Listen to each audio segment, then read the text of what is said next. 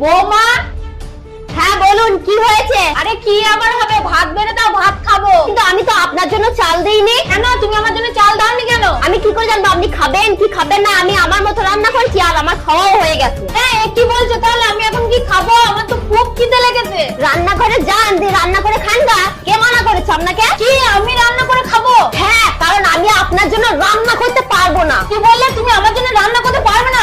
দাঁড়াও, আমার ছেলেকে আমি ডাকছি। সঞ্জিত, এ সঞ্জিত।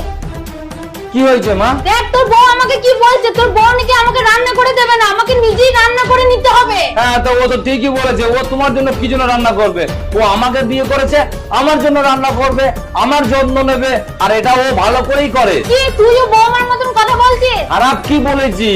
ও আমাকে বিয়ে করেছে, আমার কাজকর্ম করবে, তোমার কাজকর্ম কেন করবে ও? এবার তবু যদি তুমি ওকে দিয়ে কাজ করাতে চাও, সেটা তোমরা দুজনে মিলে কথাবার্তা বলে নাও, আমাকে বীজখানে টেনো না। হ্যাঁ রে, তুইও আমাকে এরকম কথা বলছিস? এই দিন দেখার জন্য তোকে আমি এত বড় করেছিলাম, তোকে লিখালাম, পড়ালাম, বিয়ে দিলাম, এই দিন দেখার জন্য এই বয়সকালে আমাকে বাড়ির ভাত রান্না করতে হবে? ও তার মানে তুমি বলতে চাইছো যে তুমি আমাকে বড় করেছো, পড়িয়েছো, লিখিয়েছো, আমার বিয়ে দিয়েছো আমার বউকে দিয়ে বাড়ির কাজ করানোর জন্য? হ্যাঁ, এই জন্যই তোর বিয়ে দিয়েছি। আর আমি কেন, সব মারা এটাই চাই যে বিয়ের পর ছেলের বউ এসে বাড়ির সমস্ত কাজ যেন করে দেয়, বুঝলি? আর তুই আমাকে নাকি বলছিস যে আমি ভাত রান্না করে নেব?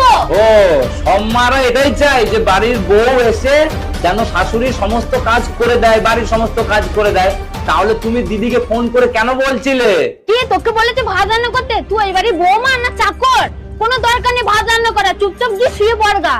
আর শোন, শাশুড়ি এসে যদি বলে ভাত রান্না করতে, শাশুড়িকে বলবি আমি ভাত রান্না করতে পারবো না, তুমি করে নাও গা, না হলে তোকে বাড়ির চাকরানি করে রেখে দেবে। তুমি কি চাও তোমার মেয়ে শ্বশুর বাড়ি গিয়ে রানীর মতন থাকুক, আর পরের মেয়ে তোমার বাড়িতে এসে ঝির মতন খাটুক? কেন মা, কেন? দু চোখে দুজনে কেন দেখছো? এক চোখে দেখতে পাচ্ছ না? তুমি জানো তোমার একটা ভুল উস্কানি দিদির সংসারটা নষ্ট করে দিতে পারে। হ্যাঁ বাবা, আমার ভুল হয়ে গেছে, আমি বুঝতে পারিনি গো, ওকে পরে আমি ফোন করে বুঝিয়ে দেবো। আচ্ছা ঠিক আছে, তাও তো ভালো যে তুমি নিজের ভুলটা বুঝতে পেরেছো। পূজা তুমি যাও কি মায়ের জন্য ভাত বেড়ে দাও। কিন্তু বৌমা তো ভাত রান্না করে ভাত খেয়ে নিয়েছে, ভাত তো আর নেই। না মা, ভাত আছে আর আমরা কেউই খাইনি, ওটা তো তোমাকে বোঝানোর জন্য ও এসে বললো। যাও পূজা, মায়ের জন্য ভাত বেড়ে দাও। আচ্ছা ঠিক আছে। যাও মা, তুমি কি হাত ধুই নাও গা।